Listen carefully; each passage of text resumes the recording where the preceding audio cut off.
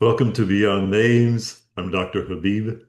This is a space for spiritual seekers and soulful misfits, for the curious and the committed, for those grounded in a tradition, and for those who are not sure what they believe.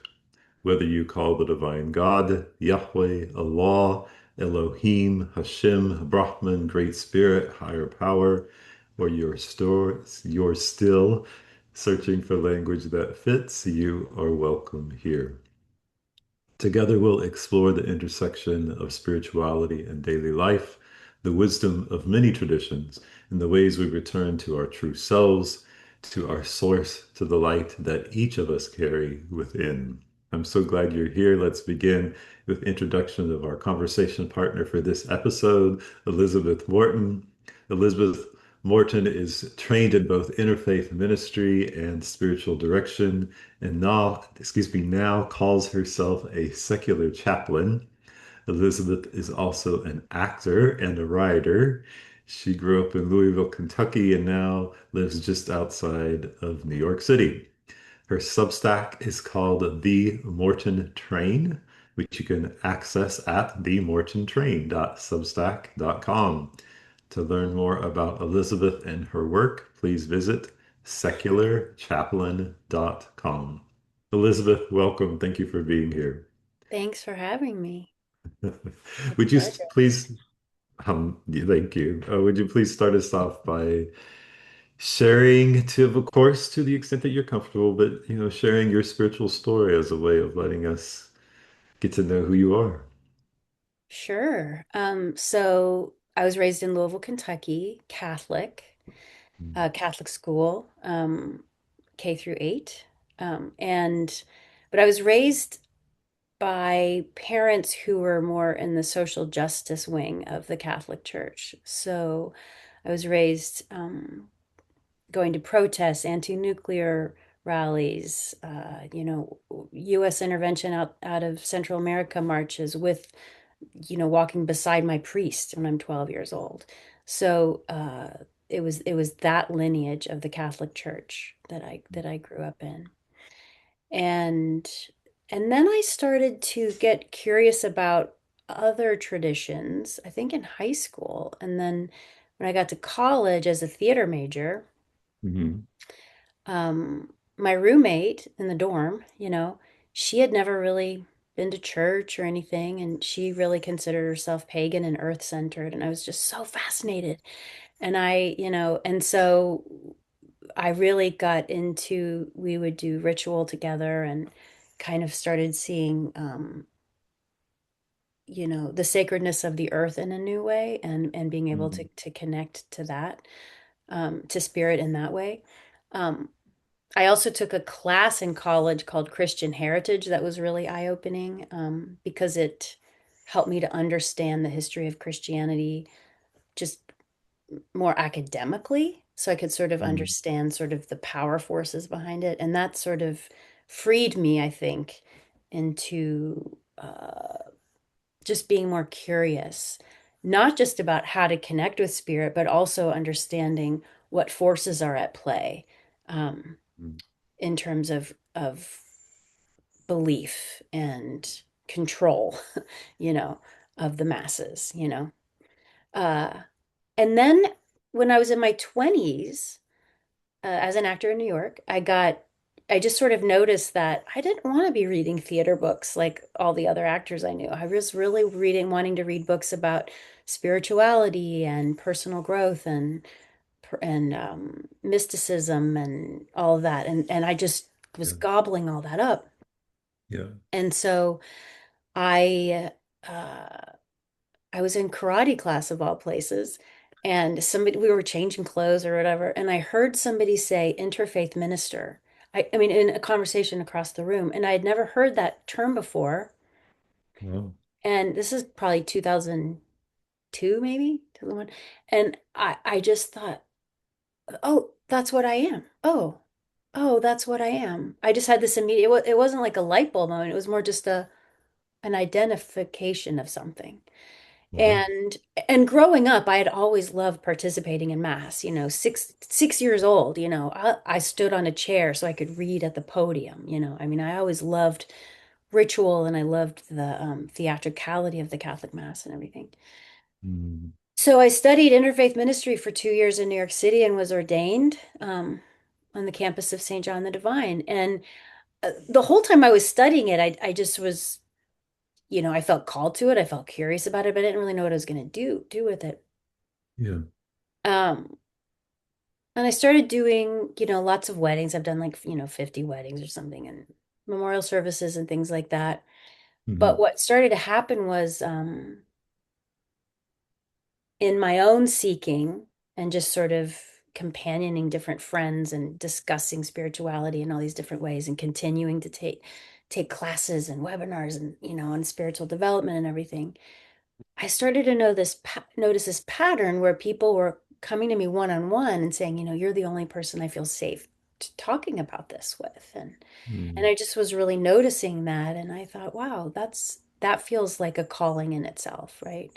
Because I think a lot of artists, queer people, liberal people, urban people, people in my generation, X mm, or younger, have mm, such a cynicism about traditional religion, mm, have been wounded by it, even abused by it, feel almost allergic to it. And to have a safe space where they're like me, where there's no agenda, mhm, where they can sort of wrestle with their own language and wrestle with their own doubts and curiosities and what excites them.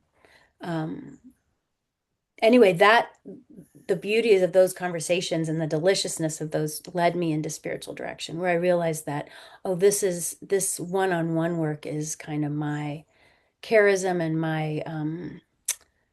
my calling. mm, Uh, and so I had moved to Los Angeles for a couple years to just, work in the entertainment industry, and I discovered this amazing spiritual direction training, Still Point, and I did that, and I just felt much more at home there than I ever did in interfaith ministry. Again, mhm, because of the one-on-one nature of it, mm, which I yeah. think is um, is my path. So I mean, that's kind of my work path in addition to my spiritual path. But I would say my own spiritual path, I like the term interspiritual now. I really like that. Mm, mm, And I really, uh, I guess my own discovery, I mean, I'm just sort of a lifelong seeker more than anything. Um, mhm, I like to be nourished by in different ways, right? Some in some secular ways, in some overtly religious ways, in some spiritual ways, and sometimes it can change. But wherever I can find that sense of reverence in myself and connection, and sometimes that can just be sharing a meal with a friend. It doesn't have to be anything more than that. yeah. Um, but I like to continue to ground myself in that. You mentioned um, ritual more than once and in more than one context. Mm, I noticed. Maybe maybe there's a reason that word stood out. yeah, How, how do you respond when I reflect back to you? Oh, I heard ritual come up. ritual. I Yeah, heard it came up in relation to your upbringing yeah, yeah. in Catholicism. I heard it in relation to the your experience in college with the in relation to the earth and Mm, opening to sort of connecting to the sacredness of the earth um, and then again, I can't remember what the context for the, the third reference was. Maybe you do. So is ritual a part of your practice today? Of your mm. I think my ritual practice keeps getting smaller. I mean, and mm, simpler. yeah, But I think there's something, I mean, just even simply lighting a candle is a ritual. yeah, yeah. I think it's that intention. Um, Mm, behind, you know, what we're doing. Um, Yeah. but I think growing up Catholic, where ritual is so instrumental, part Hmm. of the service, and I remember when I would go to uh, Protestant churches with friends or whatever, and I was always like, what's there's not much going on here. Like we have, so much of the physical, the kneeling and the genuflecting and the candles and the incense and the Right. Eucharist and the statues. I mean, it's very, very dramatic, which I always say the Catholic Church was the first theater I participated in. It's very theatrical, right? And there's a lot of ritual, obviously, in the actual theater too. Yeah. Um, I think ritual does help us to uh, connect. Um, but again, it's all about intention. But I think, you know what it is? Yeah. I think it's helping to name reverence or personify reverence, Mm-hmm. you know? Even if it's just you know, reverently lighting a fire or picking stones out of the bottom of a lake or sitting in a circle or bowing your head with other people. I mean, just the simplicity of it. Yeah. Um, it's a way to express a Hmm. feeling of reverence Yeah. and conjure a feeling of reverence at the same time. Yeah. Mm. That's a beautiful way of looking at it, too. Mhm. Both personify, to name and personify reverence. Um, okay. You also mentioned or you described yourself as a lifetime seeker. Mm-hmm. Mm. So, what's that look like? Mm. I mean, I guess the thing about being a seeker is that you get to live in the questions more than the answers. So there's a Hmm. freedom to that. Yeah. And Yeah. I think there's a little adventure to it in terms of the conversations you can have and the places you can go and also it's expansive, to just say, "Oh wow, I didn't know I could find the holy there, and I can find Yeah. it there too. Wow." Um and also just seeking to be my most authentic self. And what is that, and still Hmm. discovering who that is. Like who is this being that I am. And so it's also about seeking self-expression, wholeness, Yeah. uh, certainly satisfaction in one's expression. Um, but I just think now if you think of it, we have so much access to the world's wisdom, right? To Hmm. ancient knowledge, to um, I mean, new age is a lot of it's old age. It's just, we just have it at our fingertips now. And just more and more people are talking about spirituality in ways that when we were kids, that wasn't happening. So seeking is unending. It's, Hmm. you know, Yeah. Yeah. there's always more to seek, and find. I appreciate your reference to discovering, as part of seeking, discovering, oh, I can experience the holy here, and I can experience the holy there. And this is not necessarily something that you thought about or Yeah. understood previously, but it's Yeah. something that you're discovering in a process. Yeah, Yeah. Yeah. that's beautiful. I I had an experience of I guess I'm going to tell this story of I was going through some really serious health stuff, and it had been going on for a long time. And I had a friend who recommended that I go to do this plant medicine, Mm. and I wasn't in any sense I wasn't really doing very well, and so. I didn't do any research myself. I just knew like the name of the company or the name of the place or something. I don't know, but I just sent an email to a cousin who works in the travel industry, and she arranged the whole trip for me. And so I found myself in the Amazon, um, Wow. having um, drunk some ayahuasca before I realized, oh, I've just ingested a hallucinogenic.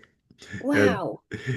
and I was um I think maybe I had converted or reverted to Islam um maybe 3 years at that point, so I was kind of a baby Muslim, I would say. Hmm. Even though I studied for Islam for I think 7 years, maybe even longer, before I took the Shahada, which is the testimony of faith. But the point being is that in some respects, I was still, in many respects, we're all still learning. But I was definitely at that point of, yeah, I'm still learning, and a baby Muslim, and I just did something that is considered forbidden. Like it's not okay to take to take intoxicants or hallucinogenics or those kinds of things. And yet there I was. I mean, I was in this like camp like situation in the middle of the jungle, and I'd already drunk it. And I And so couldn't you were just waiting for it to happen, knowing it was about to happen. I figured out like by what was the context, like, oh, I just drank a hallucinogenic. And if I'd known that that's what my friend meant by plant medicine, I wouldn't be here and I wouldn't be doing this, like. Wow. And so it was one of those like, okay, this is a great opportunity to like, can you um can you find the holy here? Even though Mm, this is outside your um, paradigm or your framework. Um, and and I prayed, and it was a really beautiful time, because what I experienced was that I just in the hallucinations that I had as a consequence.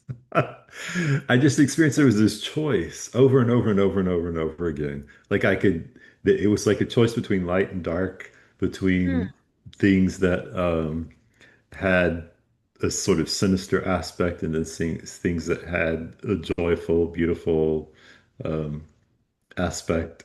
And it was just like choice after choice after choice. And I would, and then every time I would choose, then there would just be like these indescribable like prisms of light that were just beautiful.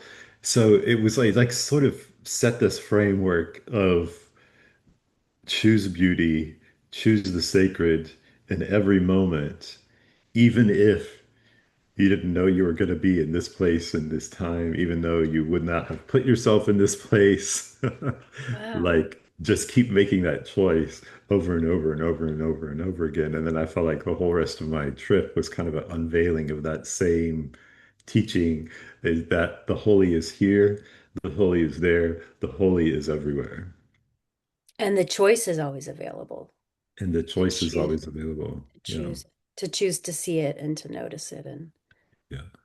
Yeah. wow. Yeah. Yeah. So that's what you're. Wow. I've never done anything like that. That sounds fascinating. Well, we didn't. I wouldn't do it again, and I didn't do it again. But that was my experience, which was probably somewhat unique. There's probably not a lot of Yeah. Muslims who find themselves in the Amazon drinking Yeah. ayahuasca Be and like, going, "What whoops, I have I just took just done?" ayahuasca. Right. But it's but I like that story because it's also about the surprise that sometimes we can have an awakening moment or a mystical moment, whether or not we've taken an intoxicant, um, but the surprise of it, and sort of the surrender to it. You're like, Yeah, okay, I'm in it now. I'm going to go for it. And sometimes that can come from, I think, those opportunities to have a little awakening or a little uh I don't know, recalibration, upgrade in consciousness, whatever you want to call it, can come during the worst times in our lives, right? Can come during Right. real struggle, can come during real confusion, can come during a dark night of the soul, Yeah. um, to use that ancient art term. Um, and can also come in surprise, right? Can come in celebration or come, uh, but to have that very specific guidance. It's pretty great. So speaking of awakening, Yes. any awakening moments that come up for you that you wanna Mm. that you will be willing to speak to? Well, I think, and I've written about this, I think being a gay person was very impactful on my spiritual path Mhm. um because I was of when I, being a kid in the 80s and Kentucky and Catholic and at a time when there was just zero really gay representation in the popular culture or anything, and Mhm. um having no real understanding for it, so really having a lot of shame and confusion and not understanding what was going on inside me and stuff. And so that journey to self-acceptance Mhm. um was profound in a way, because first of all it forced me to go within. Mhm. So I'm in, Mhm. as a teenager, somebody in my late teens, my straight friends Mhm. weren't having to go within in the way that I was, right? And a Mhm. spiritual journey is a within journey, ultimately, right? And Yeah. so I was having to go within um, and accept a truth that was hard for me at the time to accept, and to love myself in a way that took some effort, and accept myself in a way that took effort. Um, and also to sort of appreciate my own uniqueness, and to recognize sort of the sacredness of authenticity and the opportunity to be an authentic, to be in my authenticity, and to face the fear of that, to face the fear of being shunned, not being liked, not being understood. um, Yeah. and so I do think that that did catapult me on a spiritual journey, um, because of the mm, it. I had to do it, you know. Yeah. It was Yeah. something I just had to do it, and Yeah. it was ultimately very empowering. And so there was I think there was some awakening there, certainly to uh, trusting myself, trusting my path, Mhm. um, and yeah. So I would say that's Mhm. a big part, a big something that happened Yeah. in young adulthood. Yeah. And I'm curious to I'm curious in part because of my experience growing up in the Catholic church. Excuse me, not the Catholic. I Mhm. did not grow up in a Catholic church, Yeah, yeah. but I did grow up in a Christian church. Hmm. Um, and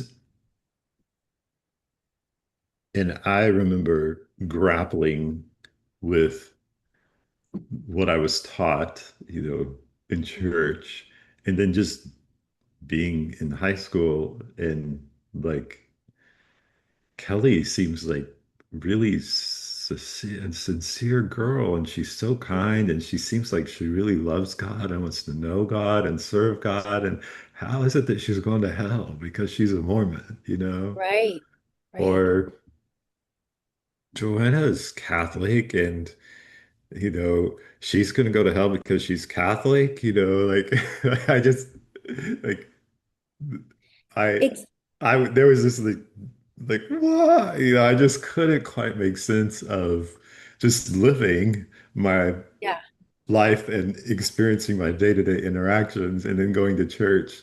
And I couldn't quite bring the two together in a way that made sense for me. And same. yeah, Yeah, yeah.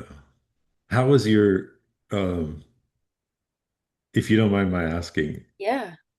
how was your relationship with your parents in that process? Oh, they were great. I They were couldn't, great. yeah. Okay.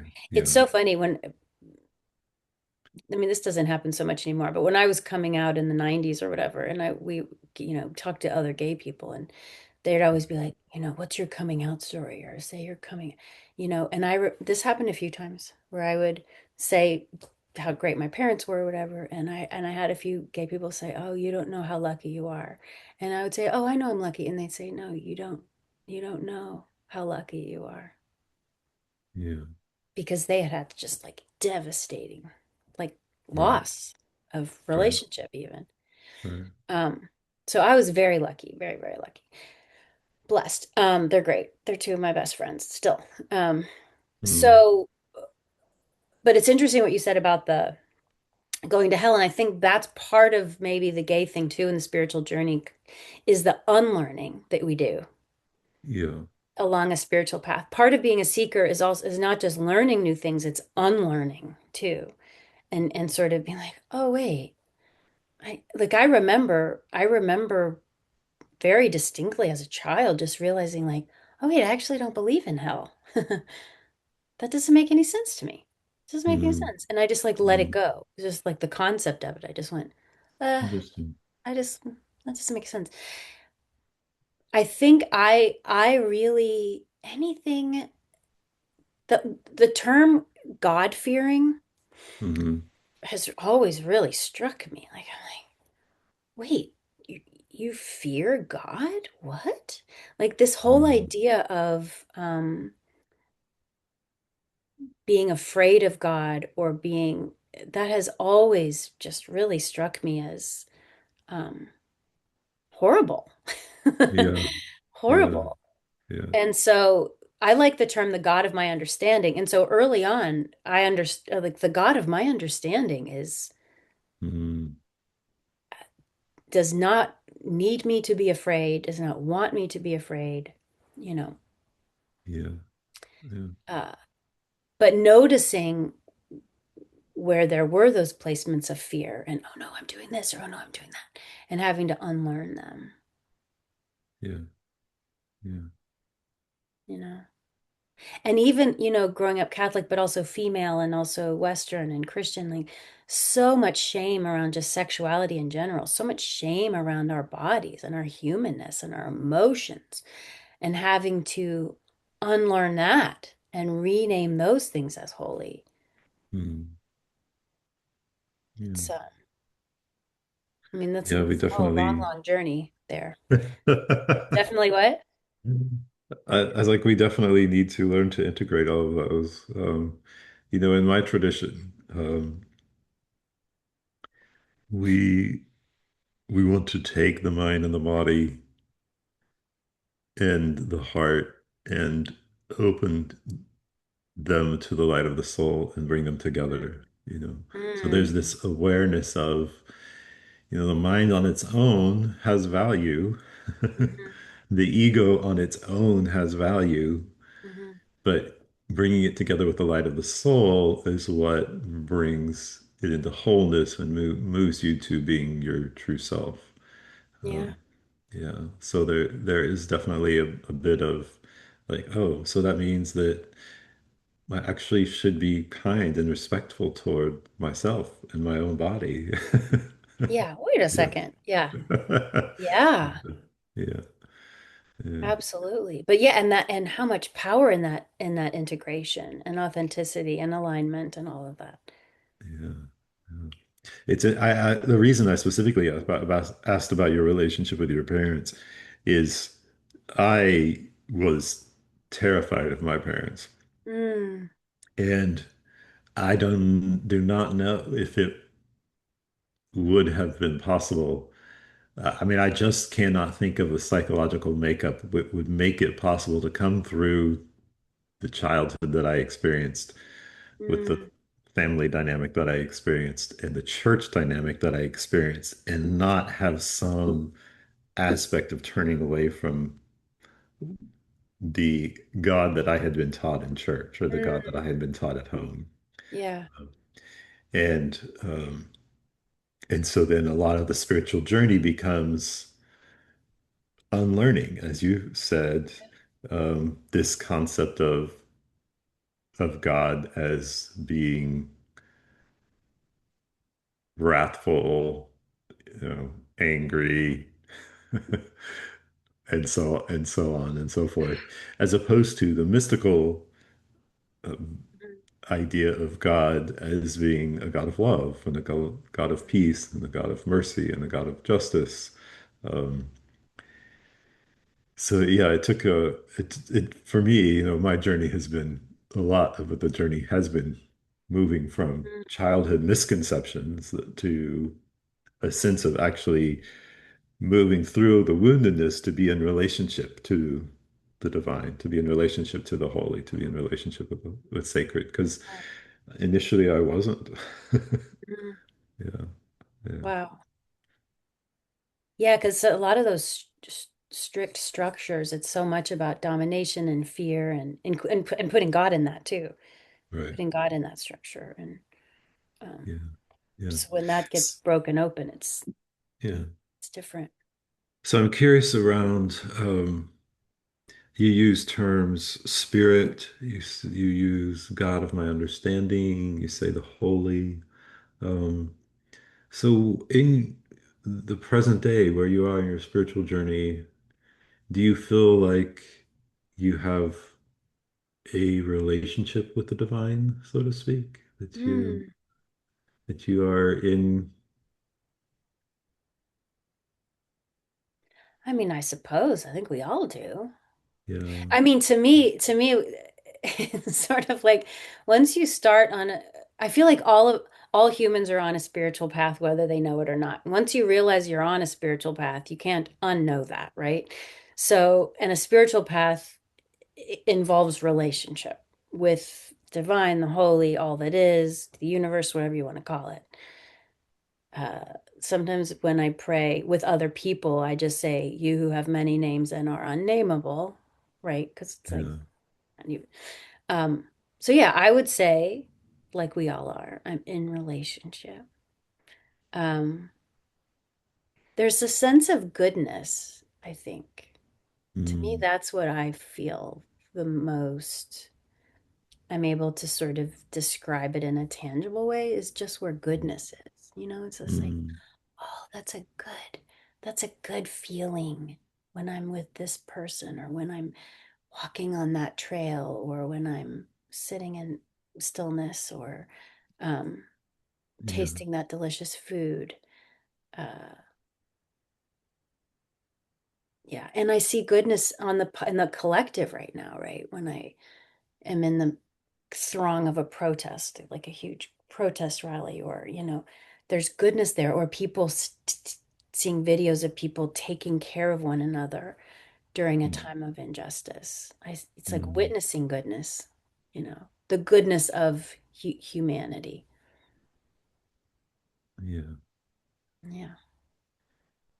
One of the earlier, not, I mean, excuse me, one of the recent episodes on the podcast was with a Busho Lan, a Buddhist teacher, a Zen Buddhist teacher who lives in Minnesota, in the Minneapolis area, Ooh. and he was sharing, so of course I couldn't, not acknowledge the situation that Minneapolis uh, is in and has been in, and acknowledge the death of Alex Preddy and Renee Good and what he as a spiritual caregiver in that context, is Mhm. experiencing. Um, and what he said was one of the things that he said was he just spoke to the goodness of seeing people care for each other. Yeah, yeah. and seeing people come together Mm. and Hmm. there being a collective response that, if I use your word, I would call goodness, a collective Yeah. response of goodness. Yeah. You know, like you can take lives unjustly, and Hmm. we're going to respond in a neighborly way. We're going to respond in a loving way. We're going to respond in a compassionate way. Yeah. And we're going to respond in a peaceful way. Absolutely. Yeah. Yeah. While also standing up and saying, this is not Yeah, okay. exactly. With righteous anger. It's, yeah, Mhm. firm. Yeah. Yeah. And I can't help but um, call attention to many of your Substacks. It Hmm. seems that your experience when you mentioned growing up with parents who were in, I think you said the social justice lineage of Catholicism, or Hmm. I'm not reading your exact words, but it seems like that's carried through in the sense that you seem to be bringing together um, your experience of spirituality and your individual consciousness with a an awareness of what's happening with the collective, with the larger community, and trying to um, and maybe this is not maybe this is not your agenda, maybe it's just my reading of it, but it seems as if like you're trying to sort of prompt a an awakening or to foster an awakening to continue to grow a awakening and make it even bigger and more communal. Uh, so is how does Well, I that mean, God, I don't really have that big of an audience, so I don't know how much prompting I can do. But uh, I think what I've done, especially since November of 2024, because I mean, I've been doing my Substack for 4 years or something like that. But I mm, think, and I wrote political stuff before that, but it was more, story. It was a little more diverse in terms of subject matter. But since November of 2024, there's been a very clear trajectory of my writing. yeah. I don't know if I'm prompting it as much as naming it. And Mm, I think that's been helpful. At least that's the feedback I get, is it's helpful for it to be named, right? Because when you're sort of so immersed in the sort of the reckoning of what's happening and the anger and the justifiable anger and the chaos and the abuse and the sociopathy coming from our federal government right now, right. um, it's it can be very disconcerting and people can be in despair or confusion or whatever. So I've been trying to take a step back and say, and, you know, and this is happening, this is Mm, happening too. And let's just name it and mm, um, and be with that too. And I think because people already are, I'm just naming it and putting it into words on the mm. page. And if I understand what you're saying, is that you're somewhat consciously naming both parts, both Yeah. the aspect of the horror, Yeah. if I may use that. It's a horror show. It is, absolutely. You're naming the horror, but then you're also naming the goodness. Yeah. Yeah. The goodness, and also maybe what's happening again, just on a larger scale. So just in the collect, that's why I like the term the collective, just to notice um, that we are part of a larger whole. Mhm. Um, that is, I think, rising in consciousness, rising in awareness of our own interconnectedness in terms of what kind of society we want to build that reflects that. Uh, Mhm. there's a lot going on right There's a now. lot going on. A lot going on. I noticed that there's one of your uh, posts, is that the right term? Yeah, sure. Called The Era of Awakening, and you begin it with a quote by Adrienne Marie Brown Hmm. saying, things are not getting worse, they are getting uncovered. Hmm. We must hold each other tight as we continue to pull back the veil. Hmm. And I can't help but think of, obviously the Epstein files, you Yeah. know, um, and the, I'm just, regardless of where you look in the world, I mean, whether it's the genocide in Palestine, whether it's Sudan or Syria or Yemen or Kashmir or Iran, like if you look in the world, there is so much. Um, there's so much that's being done in service of harm, Yeah. um, and it's to the point where the veils, to use this quote, the veils are being lifted. Like there are many. I think of my own family members or my own community, and like this idea of patriotism that sort of glosses over any Hmm. of the colonial aspects of the history of this country, Yeah. Oh, that glosses over any of the uh, um, genocidal aspects of hmm. our history, that glosses over the genocidal aspects of our support of other genocides throughout other places in the world. Like just like has this idea that if the government or a person in authority says something, that it must be true and good and right. Yeah. And and now it's as if we're going through a time where you might have been able to operate that with that understanding, but it's becoming increasingly, I think, difficult to continue to operate with that understanding.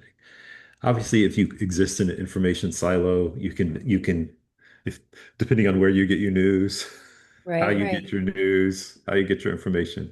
Obviously, there's things that there are ways to be in pockets, but it seems as if increasingly more information is being shared about what's really going on and has been going on. Um, Absolutely. And I think, but I do think there are people who are willfully ignorant, to use that term, willfully not wanting to know more or learn more or change their minds about anything.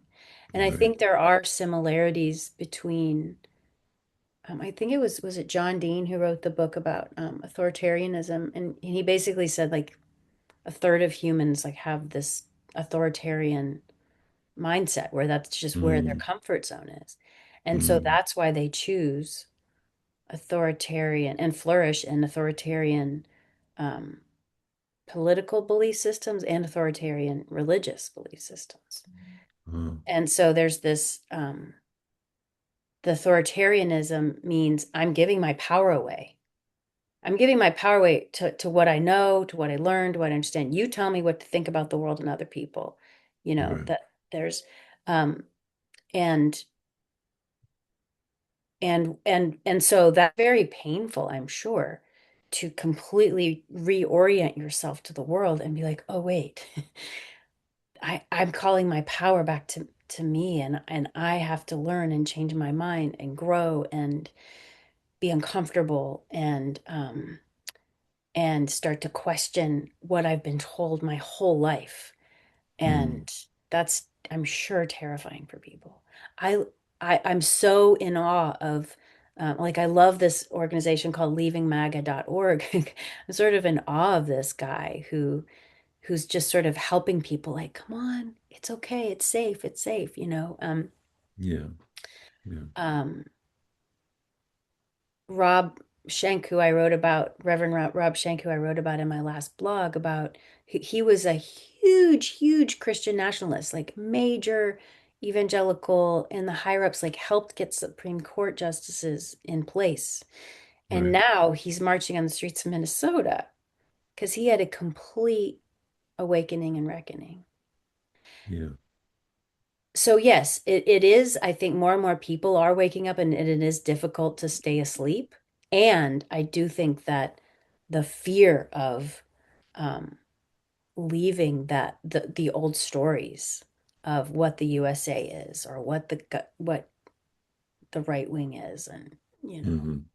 and what God is and what Christianity is, and those that rigidity is also happening too, more and more rigid for Sure. those who Yeah. are afraid to lose that false sense of security, I guess. It's almost, and I could be completely wrong on this, it almost seems like maybe the rigidity is tied to fragility, as if, Absolutely is. yeah, as if the identity, like there's not a capacity to question identity. Yeah. Yeah, yeah. Yeah. Yeah. It's So, fragility, and it's just fear. There's mm, so much fear there. yeah. Yeah. And not dealing, like James Baldwin has that great quote where he said something like, I suspect people cling to their hatred so much because um if they let that go, they'd have to deal with their own pain, Right. you know. I'm Right. totally paraphrasing, but something like that. Mm. And one of the things that I really excuse me, appreciate fasting brain, fasting tongue, the mouth is dry. I'm just, the thoughts aren't The quite working out. it's the Ramadan interview series. It's the exactly. Um, I appreciate the the pairing of the inspiration and the um, truth telling, if I Mm, may use that mm, term. And I'm reminded of the the reason I was so attracted to mysticism when I was first exposed to mysticism. Actually, you remind me of that in your post around awakening and talking about astronauts and this yes. experience of coming back. Isn't that cool? That is The amazing. overview effect that's like written about on the NASA website. Yeah. Yeah. What's it called again? The overview effect. The overview effect. Yeah. This realization, this that we're all made from the same thing, that all the universe Yeah. is made of the same matter, and that our interconnectedness is in fact a reality. Absolutely. And it kept happening to astronauts Yeah. because Yeah. they have this very unique view of the Earth from where they would just have these like mystical blissed out moments. It's amazing. It is amazing. And it's amazing to me that you've got these astronauts and NASA saying the same thing, that Yeah. we have different traditions, Exactly. religious and spiritual Yeah, yeah, yeah. traditions, saying, Yeah, using different language, of course, absolutely. but the idea, the concept is the same, that we are all interconnected. In Islam, the the idea is that we all came from one soul. Yeah. Wow. And in Islamic mysticism, there is only one. The multiplicity is to bring you to the realization of oneness. And Mm, it is the illusion of separation that is the source of the pain. yeah. So, What I like about mysticism is how interfaith and interspiritual it is. Like I think about sort of the fundamentalists on this side, which is like everything's literal and we all hate each other and we're all different and you're going to hell and you're going to hell, that rigidity that we're talking about, and rules based yeah, and fear based, and the literalness of everything. And then yeah. over here is mysticism, where you read mystic poetry from, you know, Rumi or Hafiz or John of the Cross or Emily Dickinson, and you can't tell one from the other because they're all speaking this same language, Mm, the language of spirit and interconnectedness. yeah, yeah. Astronauts are over here. Maybe even atheist astronauts. Yeah. Uh, I, I was I was engaged in a conversation for a recent episode, and I realized, oh, I have I have my trigger points around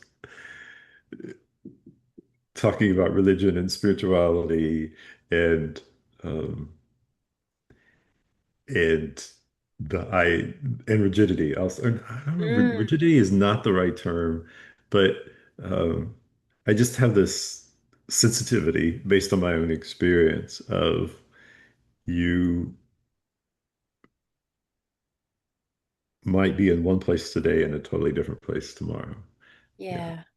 And and there are many unique hearts and souls, and I think that the journeys, all of them are also unique.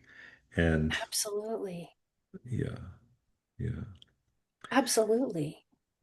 And I think so. I think those of us who do soul care work, which I do like that term, you know, I think we have to be multilingual when it comes to mhm, spirit, because if we're holding space for people who are changing, like you said, right? Or opening little windows in their minds of or hearts of what's possible, and even changing their God, not just the name of the God of their understanding, but the whole concept of the God of their understanding, actively changing and yeah, seeking and doubting and unlearning. And so we have to be able to hold space for that.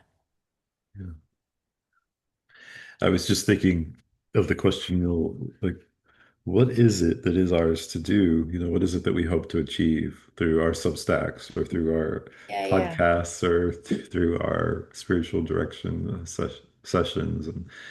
And I think one of the things that's central for me is to support each other in returning to their true selves. Mm-hmm. And Absolutely. yeah, the truth of who you are. Yeah. Mm-hmm. And then also to support each other in being in relationship with what is holy, what is sacred, what is divine. Um, Mm-hmm. and realizing that um, is available. Absolutely. Yeah. And there's also just, I think, well, I like the IFS phrasing of returning to self essence. I really like that Mm, term, you know, mm, that we can all do, that we all need to do all the time, and develop little shortcuts for ourselves on how to return to self essence. yeah. And also just to name that, but also just to, in all of our work right now, because there's just so much despair, right? Anything we can Yeah. do to just not false hope, but just sort of say, hey, have you looked at it this way? You know, Mm, just uplift a little bit. Like, yeah. hey, let's oh yeah, there's a lot of reason to despair. And, you know, let's roll Yeah. up our sleeves and, look out for something good. Speaking of, hey, have you looked at it this way? Hmm. I I was just reading the it's a book called The Fragrance of the Quran, and it's Ooh. by Jamal Rahman. And he takes just particular verses in in um, in Arabic. The word for a verse is called ayat, and Mm, ayat means sign. So mm, each verse is the idea is that it's a sign, that it's guiding you home. Um, mm, Guiding you home to yourself, guiding you home to the divine. And one of the things that I love to be reminded of in my own journey of reconceiving and unlearning old wounds and misconceptions and growing my own sense of intimacy with the beloved, capital B, is that worship in Islam, it does it. I mean, it has the outer aspects, it has the ritual aspects, it has the things that we associate with religion, but it also has those inner aspects. mm, And one of those bringing together integration of the outer and the inner is that worship not only happens in relation to you performing those things that are associated with religion, that also happens with this inner transformation of the heart, that the Mm, heart becomes more loving mm, because you grow in a loving relationship with the divine and with the in-breath of the divine in that is placed in each human mm, being through which each human being has life. And and that manifests in your journey through serving the creation. mm.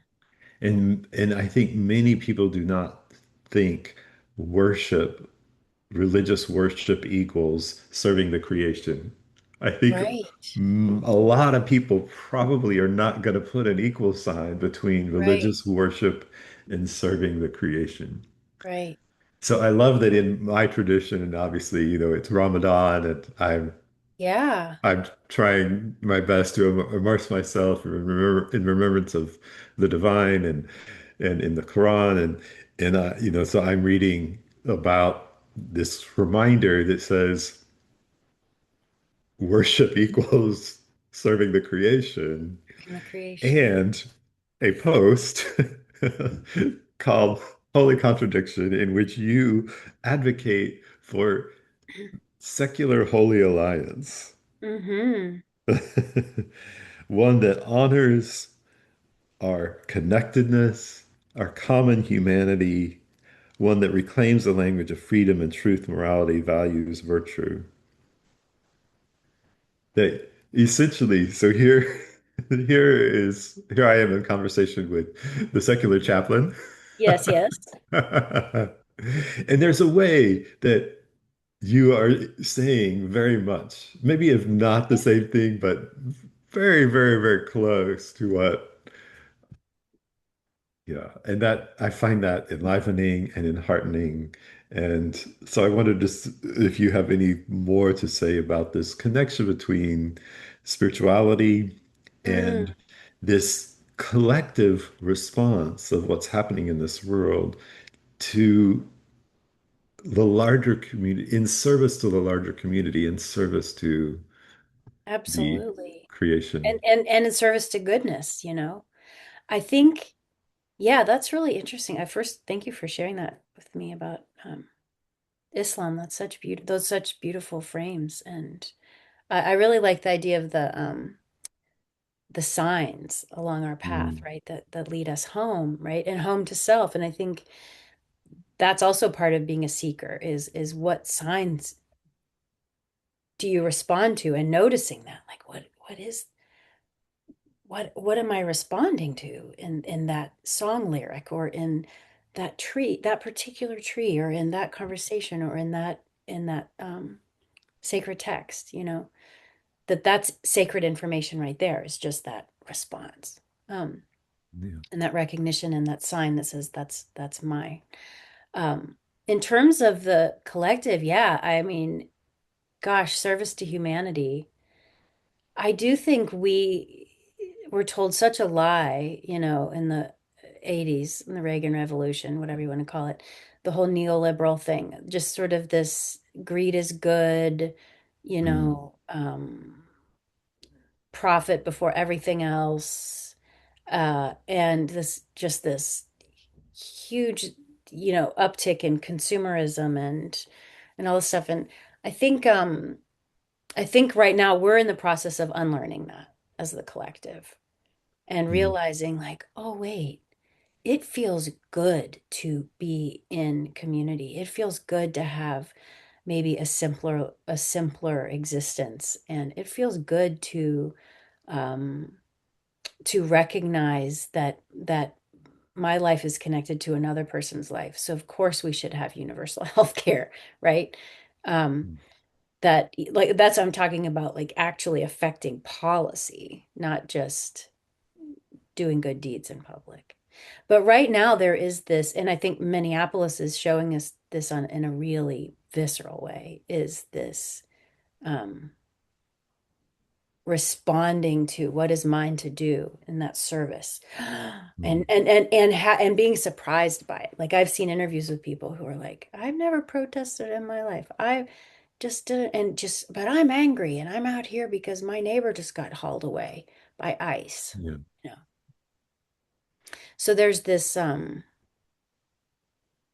service as response right now, being Mhm. responsible to the whole and and participating. I think it's Pete Seeger who said, just participate. Participation is will save the world. Yeah. Yeah. And it doesn't have to be grand. I think a lot of people put a lot of pressure on themselves, like, oh, I'm not doing enough, or what can I do? It's like just participate.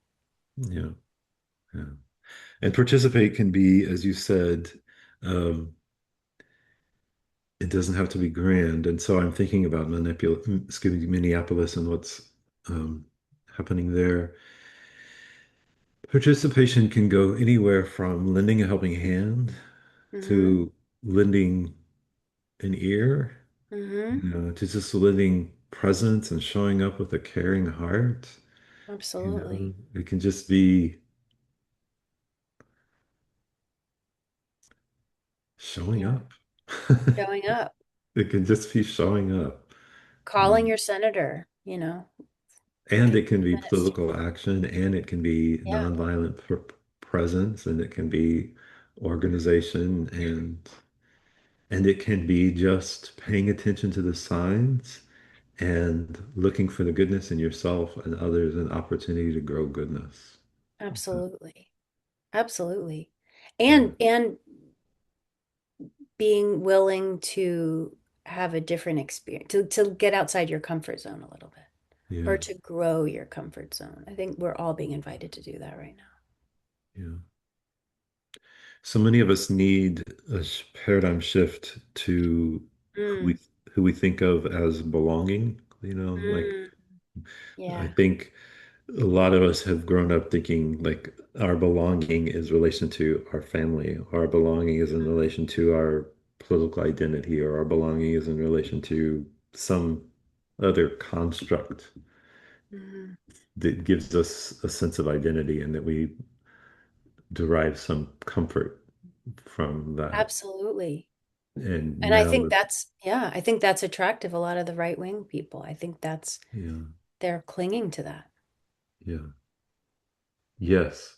And how can you look at a babe or a child Mm, and not recognize that this is mhm.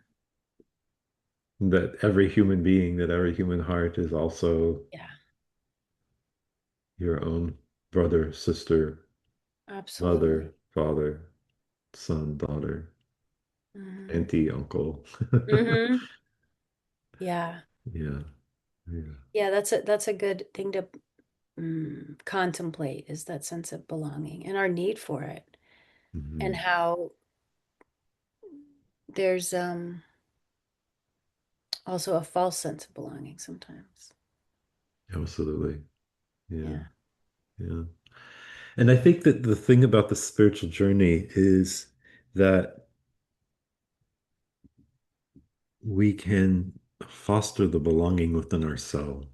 You know, Mm, you likened your own experience in your formative years as that the context of what you were experiencing necessitated going inward. yeah, yeah.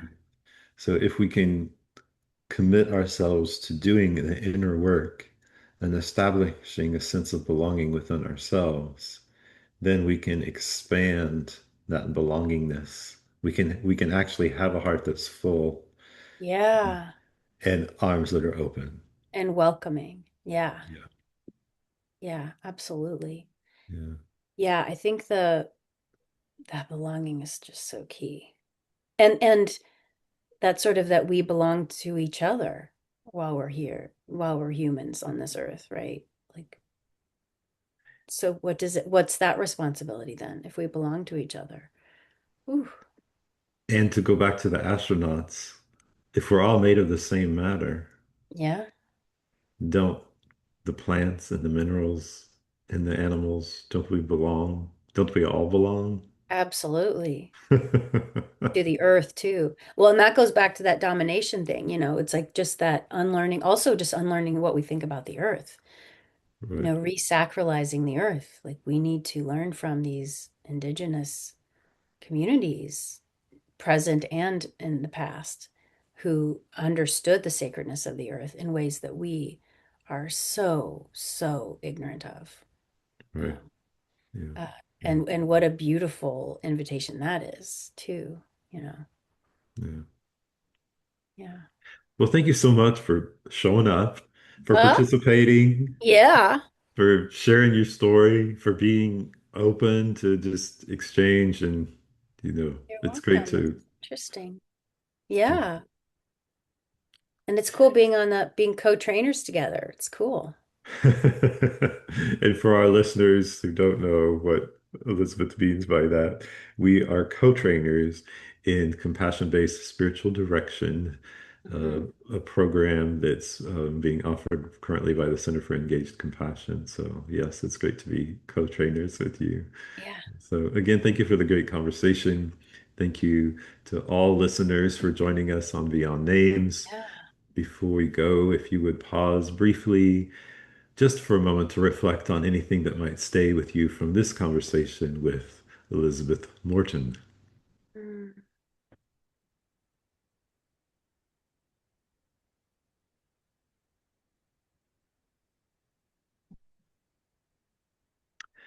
Excuse me, may something, it's that Ramadan fasting tongue again. May something you heard today help you reconnect with the light in your own heart. May you grow in compassion, clarity, and courage. May you find your way home again and again, back home to yourself, back home to the divine, however you name it. If today's conversation spoke to you, please like, share, and comment on this episode. And please follow and subscribe to Beyond Names. And if you would, make the commitment to your inner life, to consciously participating in growing the light that is in your own heart and in your own soul, and sharing that light in relation to yourself, in relation to the rest of creation. Until next time, peace be with you. Thanks, Habib.